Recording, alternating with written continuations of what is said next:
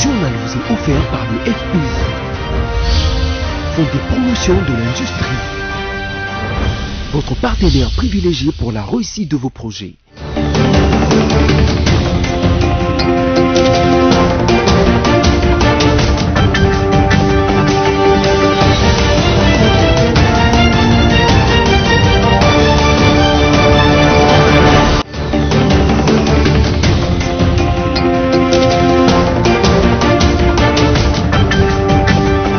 Bienvenue à toutes et tous, mesdames et messieurs, dans cette session d'actualité rétrospective.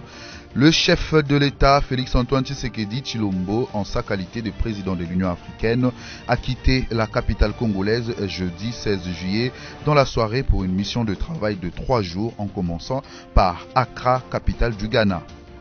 Le président honoraire de la République démocratique du Congo, Joseph Kabila Kabange, a vendredi 15 juillet défendu sa thèse portant sur la réflexion du leadership de développement dans un pays post-conflit cas de la RDC lors d'un webinaire à l'université de Johannesburg en Afrique du Sud. C'est décidément le dimanche 18 juillet 2021 que le corps du cardinal émérite Laurent Mosengo sera rapatrié, contrairement à la date initiale du 17 juillet.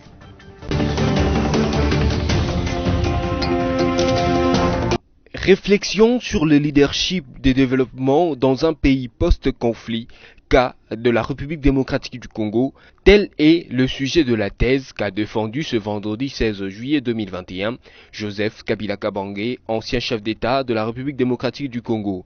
Ce, au terme de 4 années de recherche supervisées par l'Université de Johannesburg en Afrique du Sud, que l'ancien chef de l'État a présenté ce travail scientifique dirigé par le professeur Chris Landsberg. Joseph Kabila, né le 4 juillet 1971 en territoire de Fizi au sud Kivu, est un homme d'État kino-congolais. Il était président de la République démocratique du Congo du 16 janvier 2001 au 25 janvier 2019 et depuis sénateur à vie, fils du président Laurent Désiré Kabila. Il succède à celui-ci après son assassinat le 16 janvier 2001 au cours de la deuxième guerre du Congo. Joseph Kabila est le plus jeune chef d'État de la République démocratique du Congo. Il a été à la tête de l'Alliance pour la majorité présidentielle AMP et a créé en 2002 le Parti du peuple pour la reconstruction et la démocratie PPRD.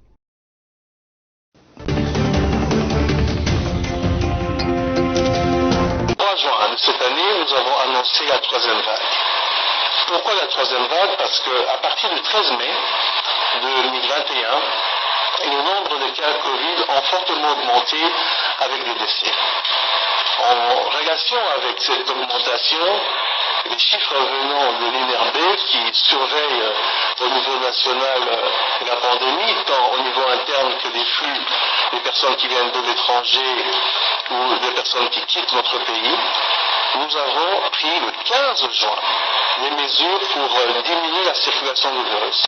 En termes de renforcement du couvre-feu, d'insister sur les mesures barrières, et également de diminuer certaines activités, 20 personnes lors des réunions, 50 personnes lors de l'inhumation. Toutes ces mesures aujourd'hui, je peux vous dire, ça a emporté des fruits. Parce qu'à la 27e semaine, donc au 11 juillet, nous avons vu une régression du nombre de cas Covid dans notre pays et également une diminution du nombre d'occupations des lits Covid et de réanimation. C'est un encouragement parce que 4 semaines, à partir du 15 juin jusqu'à maintenant, c'est 2 cycles d'incubation, donc 2 fois 14 jours. Ça nous donne bon espoir que si on continue avec les mêmes mesures, telles que prises, nous pourrons, dans les semaines à venir, on pense encore dans 4 semaines, diminuer fortement le nombre de cas Covid par jour. L'intérêt ici, c'est d'arriver à avoir au moins 100 cas par jour, donc on reviendrait à une situation de 500 cas semaine, ce qui est acceptable. Pour une idée, lors de la première vague mars-avril 2020, nous étions autour de 500 cas semaine, et autour du mois d'octobre-décembre, nous sommes passés à un peu plus de 700 cas. Mais ce qui s'est passé au mois de... Nous sommes arrivés à autour de 2000 à 2500 cas semaine. C'est en ce moment-là qu'on a parlé de la troisième vague. Le pic que nous craignons, c'est un pic qui était craint au niveau même de l'Afrique, c'était autour de fin juin, début juillet. Mais nous avons remarqué qu'à partir de la 26e semaine, les cas ont commencé à baisser. Ont baissé à cause des mesures qu'on a.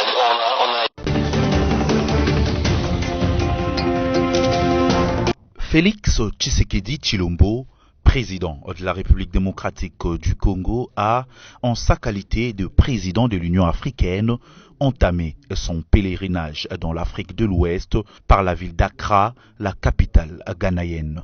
C'était à 21h20 locales que le chef de l'État congolais a foulé de ses pieds le tarmac de l'aéroport de Katoka où l'attendait Patience Saïba, directeur général en suspension de l'Office de gestion de fret multimodal OGFREM en sigle, en tête d'une forte délégation d'avance.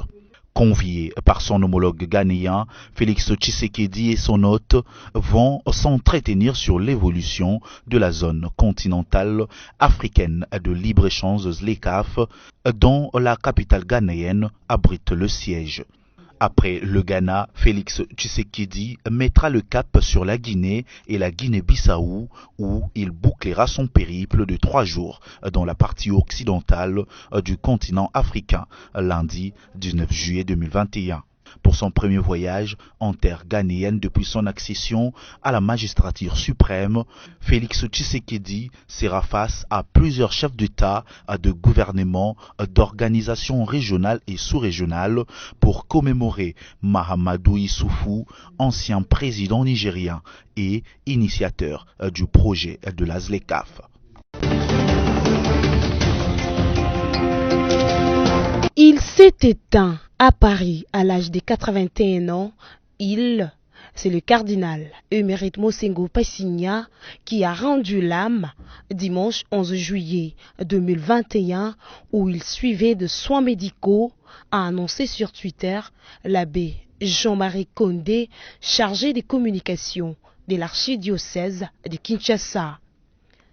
Vaillant soldat du Christ, repose en paix. En attendant les dispositions officielles de la chancellerie, nous prions pour l'âme de notre archevêque émérite de Kinshasa, a écrit l'abbé Condé. Plusieurs personnalités du pays ont réagi face à cette perte énorme, notamment le chef du gouvernement congolais qui parle d'une perte pour la République démocratique du Congo. Son dévouement au service des dieux et sa lutte contre l'injustice de notre pays resteront à jamais marqués dans les annales.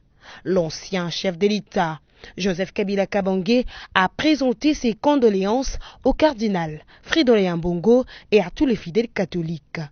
Il implore que Dieu, miséricorde de Dieu, puisse l'accueillir dans son royaume. Il s'y est de noter que le cardinal émérite Mosengo est né un certain 7 octobre 1939 à Mongobélé, dans l'actuelle province du Maïndombe, en République démocratique du Congo.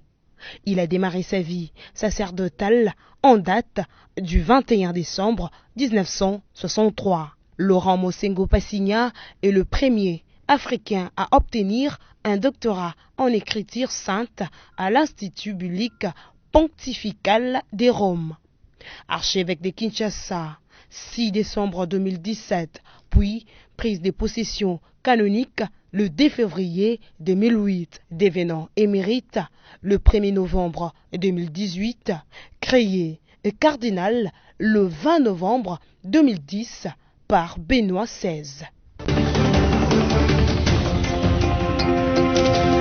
Arrivé en début d'après-midi ce mardi 13 juillet 2021, le président burundais Evariste Ndayishimiye a été accueilli en entrée du palais de la Nation par son homologue de la RDC Félix Antoine Tshisekedi Tshilombo. Après les passages en revue de troupes, les deux chefs d'État et leurs délégations ont échangé en tête-à-tête durant plus de 2 heures. Une fois les échanges terminés, les deux parties ont procédé à la signature de 4 mémorandums d'entente sur les développements, le maintien et le renforcement de la paix, de la défense et de la sécurité, la facilitation des échanges commerciaux, les développements du chemin de fer à écartement standard, ainsi que la consolidation des relations politiques et diplomatiques. Un autre temps fort de la réception du président burundais a été le point de presse animé par le président Évariste Ndayishimiye et son hôte. Devant les professionnels des médias, les deux présidents ont justifié leur démarche par le souci de renforcer le lien entre les deux pays et leurs peuples respectifs qui sont condamnés à vivre ensemble de par leurs frontières communes. En sa qualité de président en exercice de l'Union africaine, Félix-Antoine Tshisekedi Tshilombo de la RDC a saisi la balle au bon pour plaider en faveur du Burundi afin que soient levées toutes les sanctions internationales. Rappelons que le président burundais Évariste Ndayishimiye est en séjour de travail à Kinshasa pendant 3 jours. Arrivé lundi 12 juillet, Évariste Ndayishimiye va rallier Bujumbura mercredi 14 juillet 2021.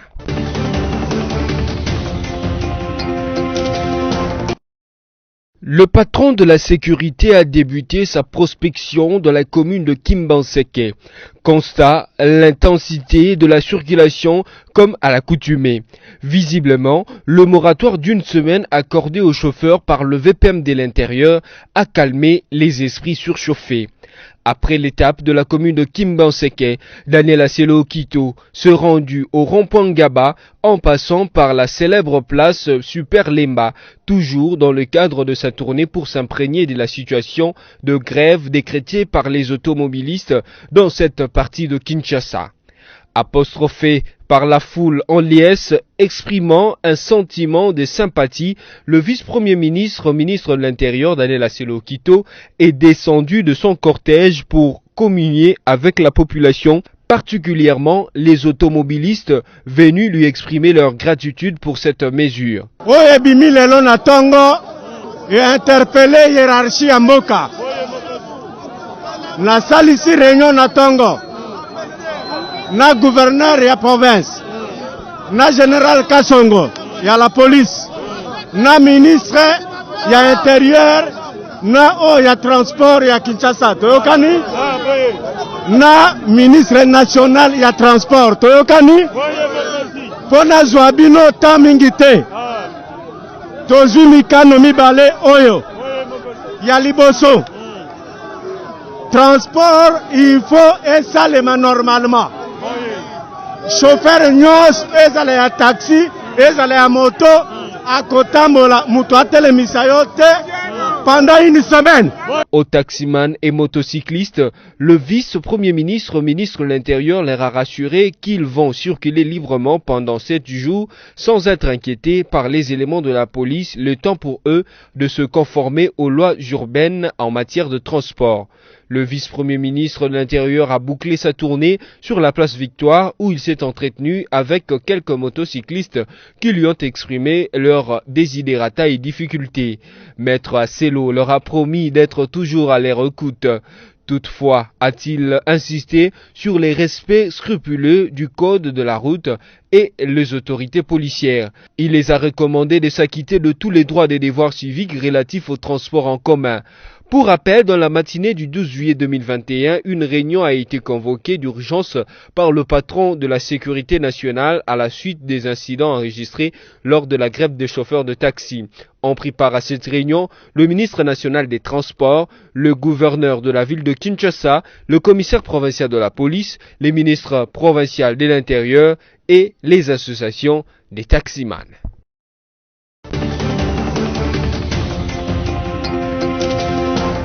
J'ai entendu dire aussi, les gens toujours en parlant de cette question, on m'a dit « Ah, mais le président de la République avait arrêté la question de la loi Minaku et tout ce que j'ai entendu. » Mais il faut savoir analyser les faits tels qu'ils ont été. Que ce soit au sujet de la loi Minaku, que ce soit au sujet de la question de Ressort Malonda. La question faisait les débats au sein des institutions. Au sein des institutions, je dis bien. les débats ou la question que vous soulevez, est-ce qu'il a lieu au sein des institutions? Non.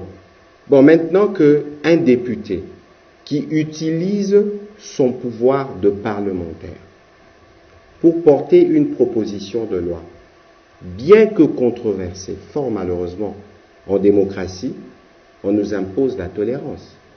Ça veut dire qu'il y a lieu, autant on peut ne pas être d'accord avec le fond de la démarche, mais la démocratie nous l'impose. Nous sommes réunis en conseil, nous voulions une loi d'habilitation pour nous permettre, notamment tous les 15 jours, de proroger l'état de siège. Les députés ont dit non. Nous nous sommes inclinés. Ça veut dire qu'ici, nous sommes dans un contexte où la démocratie se consolide.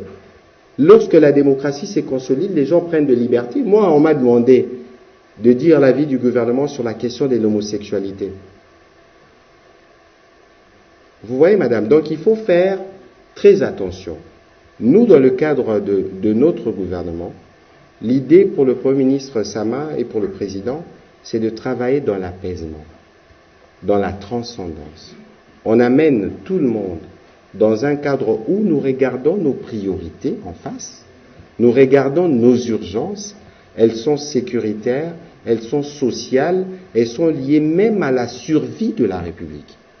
Et donc, pour nous, comme gouvernement, il est hors des questions d'alimenter des questions de cette nature. Et il est aussi, malheureusement, de notre devoir à tous d'accepter ce que la démocratie peut nous imposer quelquefois.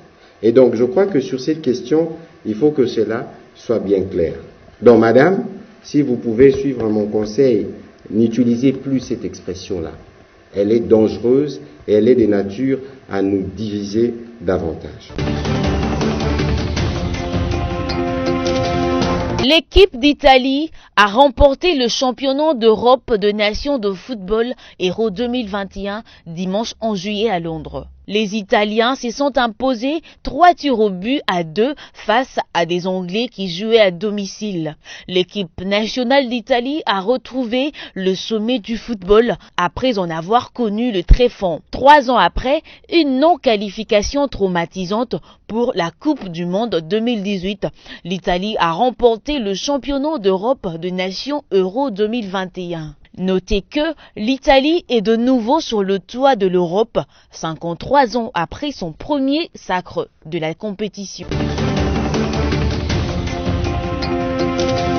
Suspendu à titre préventif, en exécution de la décision du 8e Conseil des ministres en rapport avec les mesures du gouvernement visant à arrêter la mauvaise gestion des entreprises publiques et institutions publiques contrôlées par l'Inspection générale de finances, Patrice Kitebi a passé le bâton du Fonds de promotion de l'industrie à son successeur Jean-Claude Kalenga, désigné directeur intérimaire par le ministre de l'Industrie.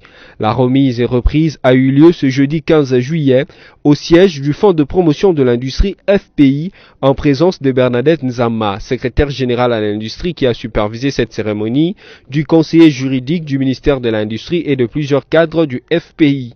Il n'y a pas de raison d'être triste parce que ça fait 4 ans et demi que je travaille avec M. Kalenga. Ça fait 4 ans, le même délai que je travaille avec M. Ombilingo. Et je pense qu'ensemble, pendant ce laps de temps, on a parcouru des étapes importantes qui nous permettent quand même de nous réjouir d'avoir fait ensemble le travail que nous avons fait ensemble. S'agissant de la situation financière, je voudrais informer donc vous tous ici présents qu'au moment de sortir, aujourd'hui, nous laissons en caisse une trésorerie de l'équivalent de 38 millions de dollars que nous laissons à nos successeurs pour qu'ils puissent continuer l'activité de l'entreprise. Ceci est important parce que si vous comparez cette trésorerie à celle que nous avons héritée, celle que nous laissons représente 52 fois plus élevée que celle que nous-mêmes nous avions héritée. Ceci n'est pas le fait que de la direction générale, j'insiste. Nous avons travaillé dans un contexte de transparence en utilisant 3 principes majeurs, la participation, la redevabilité et la responsabilité. Et tout le bilan qu'on peut faire à ce stade, au jour d'aujourd'hui, c'est le résultat d'un travail collectif. Concernant le projet, 62% de projets ont été financés à l'intérieur du pays, ce qui n'était pas le cas car 62% des impayés héritiers concernaient uniquement la ville de Kinshasa, a révélé Patrice Kitebi avant d'inviter la nouvelle équipe de continuer de travailler pour le développement de la structuration de projets de grandes envergures à l'intérieur du pays pour créer des emplois et les revenus de manière à éviter un développement uniquement centré dans le centre urbain. Pour sa part, Jean-Claude Kalenga, directeur intérimaire, a vanté les qualités de son prédécesseur et a promis de travailler dans la continuité en vue de pérenniser les acquis. Ensuite, je tiens à mentionner spécialement le sens très élevé, et je le répète, le sens très élevé d'équité et d'intégrité. Votre patriotisme, votre rigueur dans la gestion, votre simplicité et votre proximité avec tous les agents, sans exclusion et sans discrimination. Je pense que ce sont des valeurs qu'il faudrait une fois de plus applaudir. À vous, chers amis et cadres du FPI, nos défis, nous les connaissons tous. Point n'est besoin donc de s'étendre sur ce sujet aujourd'hui. Chers collègues, nous devons garder le cap et assurer la continuité. Ce qui est positif, il faut le continuer, il faut assurer cela. Le roi est mort, vive le roi. Nos défis, nous les connaissons tous, nous devons garder les caps, allons au-delà de ce qui est attendu de nous dans le respect des textes qui nous régissent. Cultivons ensemble nos valeurs pour nous permettre de réaliser notre vision, a-t-il conclu.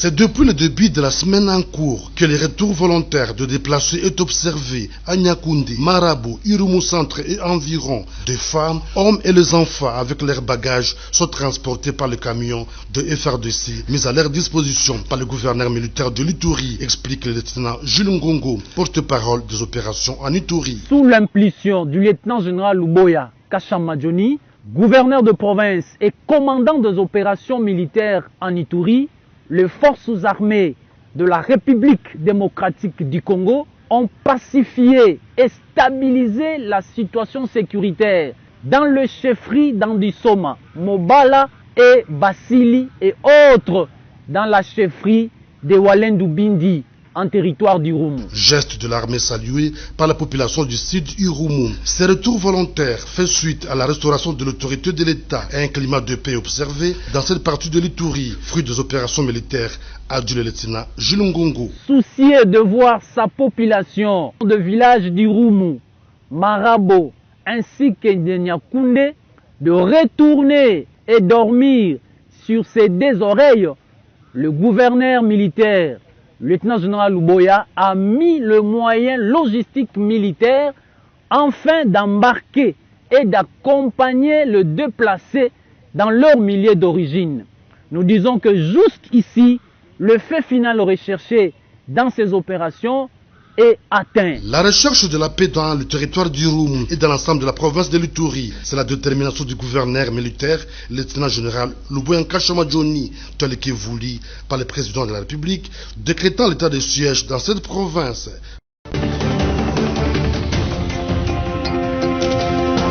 Et prise de compassion pour ses compatriotes victimes de l'éruption volcanique de la ville de Goma, Marie-Olive Lembe Kabila a évalué de visu les dégâts causés par le passage de la coulée de la lave du volcan.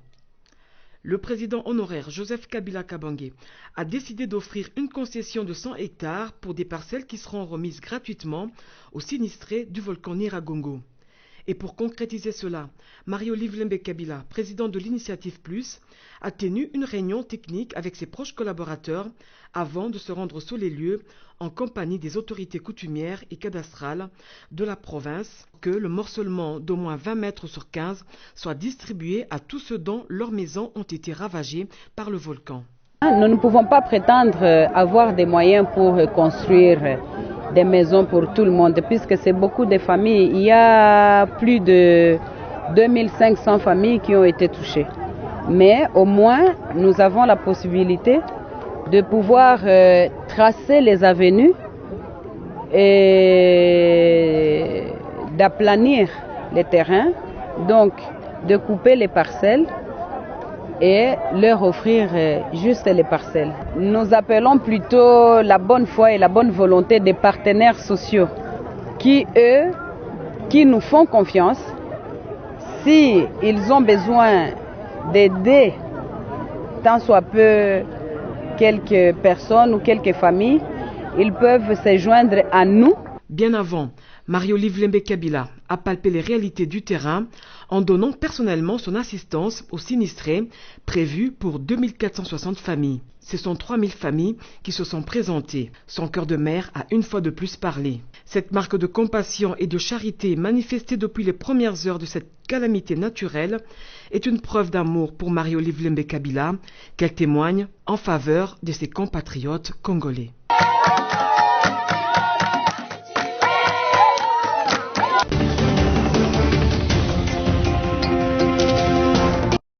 Le directeur général de l'Office de gestion de fret multimodal au GEFREM, M. Patient Saïba Tamboué, a été suspendu de ses fonctions par le ministre des Transports et Voies des Communications, Chéribé Okende. C'est d'après un arrêt rendu public le lundi 12 juillet 2021.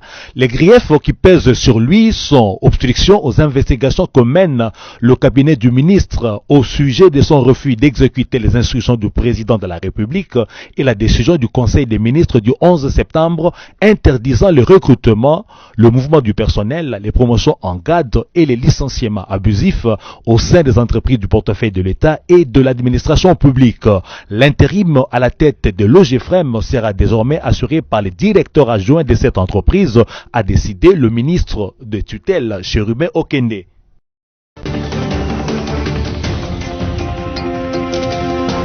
La libération du sénateur Augustin Matata Pogno Mapon a été annoncée tard dans la soirée du mercredi 14 juillet 2021 par son avocat, M. Laurent Onyemba. À en croire un tweet de ces derniers, son client est désormais libre de tout mouvement, après avoir été mis son mandat d'arrêt provisoire par le procureur général près la Cour constitutionnelle. Rappelez-vous que l'ancien Premier ministre est poursuivi pour détournement présumé des fonds en rapport avec l'indemnisation des victimes de la zaïrianisation. Matata Pogno a été entendu le 12 juillet au parquet de la Cour constitutionnelle où il s'est présenté sur l'invitation du procureur général de cette instance judiciaire.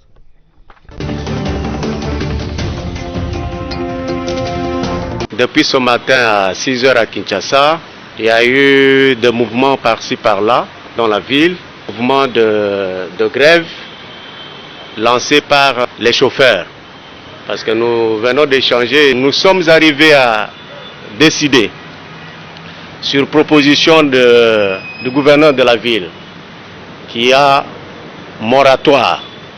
C'est-à-dire que pendant une semaine, les chauffeurs de Kinshasa vont circuler librement. Il n'y a pas de contrôle par rapport aux documents. Mais il faut éviter toute confusion. On ne dit pas aux chauffeurs qu'ils vont se comporter dans la rue de n'importe quelle manière. Ils n'ont pas à gêner les gens, ils n'ont pas à commettre des infractions. Les moratoires, c'est tout simplement par rapport aux documents qui leur sont exigés par la loi et donc par l'autorité urbaine. À eux de se comporter dignement. Nous demandons à la police donc de pouvoir laisser les chauffeurs circuler librement, mais nous ne leur interdisons pas de veiller sur les comportements des chauffeurs dans la rue. Parce qu'ils ne peuvent pas continuer à narguer l'autorité en dérangeant des pauvres citoyens chaque matin, midi et soir. Gouverneur de province et les commissaires provinciaux vont bientôt prendre la voie de Kinshasa pour se retrouver dans certains coins de la ville où il y aurait, ou certains coins qualifiés de points chauds, pour savoir quelle est la situation présentement et voir comment calmer tout le monde.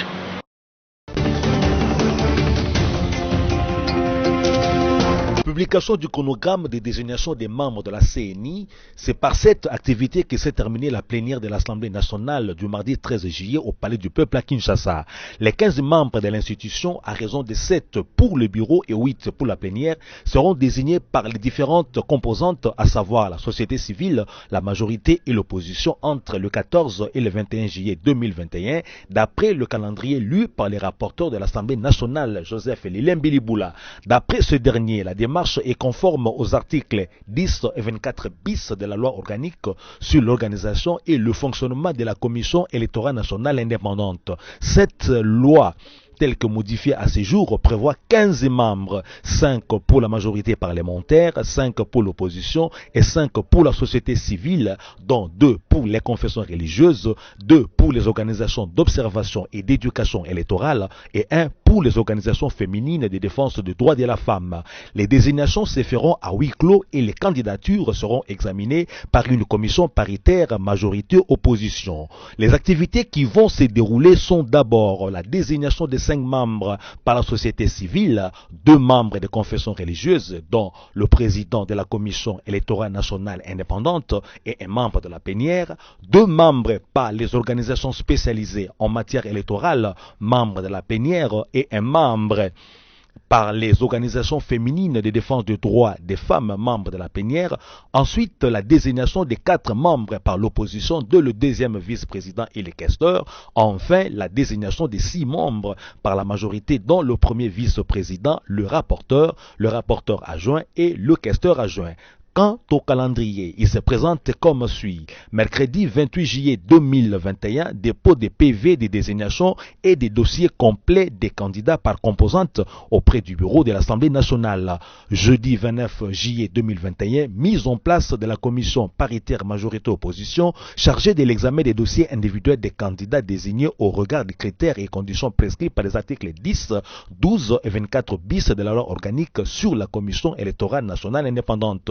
Du vendredi 30 juillet 2021 au mardi 3 août 2021, examen des dossiers par la commission paritaire. Mercredi 4 août 2021, dépôt du rapport de la commission paritaire au bureau de l'Assemblée nationale. Vendredi 6 août 2021, examen et adoption en plénière des conclusions de la commission paritaire et adoption de la résolution portant entérinement des 15 membres de la commission électorale nationale indépendante. Du lundi 9 août 2021 au vendredi 13 août 2021, substitution éventuelle par les composantes des membres non entérinés par l'Assemblée plénière avec les dossiers complets, dans ces cas, les dossiers transmis suivant la même procédure. Mardi 17 août 2021, transmission de la résolution d'entérinement au président de la République pour investiture des membres de la Commission électorale nationale indépendante. Mesdames et messieurs, vous l'avez bien compris que c'est la fin de cette édition rétrospective. Je vous rappelle à présent les principaux titres qui ont marqué la semaine. Le chef de l'État, Félix-Antoine Tshisekedi Tshilombo, en sa qualité de président de l'Union africaine, a quitté la capitale congolaise jeudi 16 juillet dans la soirée pour une mission de travail de 3 jours en commençant par Accra, capitale du Ghana. Le président honoraire de la République démocratique du Congo, Joseph Kabila Kabange, a vendredi 15 juillet défendu sa thèse portant sur la réflexion du leadership de développement dans un pays post-conflit cas de la RDC lors d'un webinaire à l'université de Johannesburg en Afrique du Sud. C'est décidément le dimanche 18 juillet 2021 que le corps du cardinal émérite Laurent Mosengo sera rapatrié contrairement à la date initiale du 17 juillet. Merci à toutes et tous pour votre fidélité renouvelée. Restez en bonne compagnie de BSC Télévision.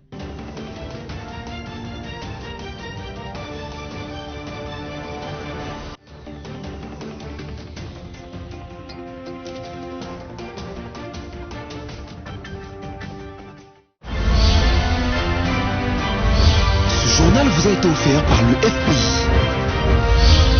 Fonds de promotion de l'industrie, votre partenaire privilégié pour la réussite de vos projets.